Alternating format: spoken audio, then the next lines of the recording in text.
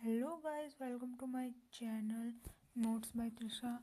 आज मैं आपके लिए लेके आई हूँ बोर्ड एग्ज़ाम का हिंदी का पेपर, जो आपके बहुत ही इम्पोर्टेंट है। ये बहुत इम्पोर्टेंट है आपके लिए। ये हिंदी का पेपर है और ये आपका 3 घंटे 15 मिनट का होता है। ये फिर आप हिंदी का पेपर, अब देखिए, बहुविकल्पीय है। खंड अ में पुनर्नवा किस विधा की रचना है? तो ये आपका उपन्यास होगा। फिर दूसरा आषाढ़ का एक दिन के लेखक कौन है? तो इसमें आपका मोहन राकेश होगा। तीसरा, शुक्ल युग के काव्य के क्षेत्र में किस नाम से जाना जाता है? तो उसे छायावादी युग होगा। चौथा, हंस पत्रिका का संपादन किसने किया? तो इसमें प्रेमचंद होगा। फिर पांचवा, विश्रामपुर का संत के लेखक श्रीलाल शुक्ल हैं। विश्रामपुर के संत के लेखक श्रीराम शुक्ल।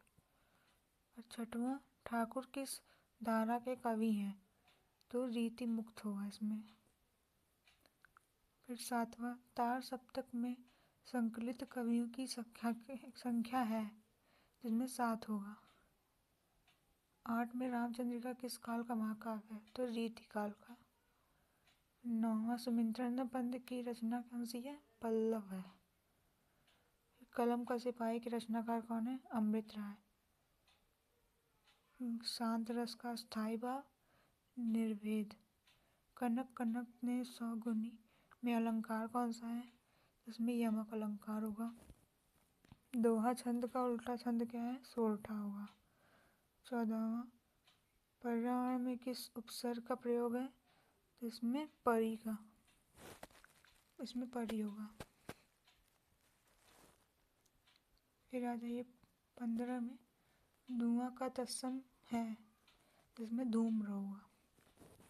पंचतंत्र में कौन सा समास है? तो इसमें द्विंगु समास होगा। बड़ाई में प्रत्यय कौन सा है? आई प्रत्यय है। निम्न में कौन सा पर्याय नहीं है? दिनकर। तत्सम शब्द में वचन और विभक्ति कौन सी है? षष्ठी बहुवचन है। जिन शब्दों के स्वरूप में कोई परिवर्तन नहीं होता वे शब्द क्या कहलाते हैं? तो अव्यय कहलाते हैं।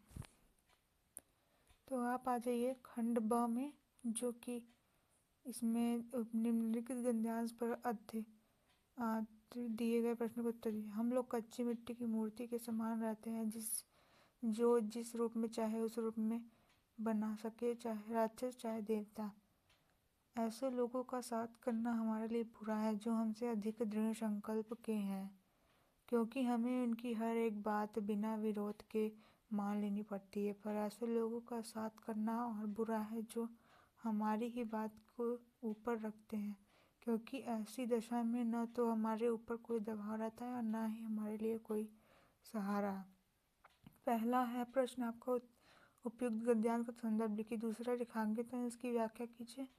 ये लिखा है, अंडरलाइन हुआ, इसकी व्याख्या करनी है। और तीसरा, किन लोगों की संगत हमारे लिए बुरा है? तो इसका आंसर लिखना है आपको।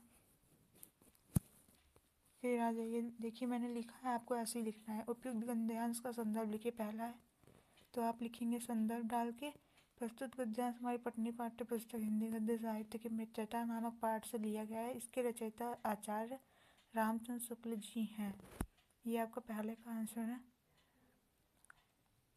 और ये देखिए दूसरा है, ये जो अंडरलाइन है इसके नीचे उसी की व्याख्या करनी है। तो ये रेखांकित अंश की व्याख्या कीजिए। तो आप उत्तर में व्याख्या डालेंगे और फिर देखिए किसकी, हम लोग कच्ची मिट्टी की मूर्ति के समान हैं। तो इसकी व्याख्या क्या होगी? तो पहले लिखेंगे, लेखक कहता है कि हम लोग कच्ची मिट्टी की मूर्ति के समान हैं। कच्ची मिट्टी को जिस रूप में चाहे उसी रूप में ढाल सकता है, उससे राक्षस बनाया जा सकता है और देवता भी। और फिर उसके बाद क्या है, जिसे जो जिस रूप में चाहे उस रूप में बनाया, चाहे राक्षस चाहे देवता। तो यही होगा। फिर उसके बाद उसी प्रकार मनुष्य का जीवन और चरित्र उसकी संगति और वातावरण पर निर्भर करता है। यदि उसे अच्छे शिक्षा, अच्छे संस्कार और अच्छी संगति मिले तो वह श्रेष्ठ व्यक्ति बनता है। फिर तीसरा क्या है, किन लोगों का साथ हमारे लिए बुरा है। तो इसका आंसर होगा जो लोग गलत विचारों वाले होते हैं, दूसरों पर बुरा प्रभाव डालते हैं, उनकी संगति हमारे लिए बुरी होती है।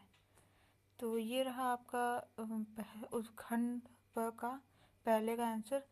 अगला आपको पार्ट 2 में देखने को मिलेगा। आप कमेंट कीजिए पार्ट 2, मैं आपको उसमें ये पूरा क्वेश्चन पेपर सॉल्व करके दिखाऊंगी। Bye, thank you.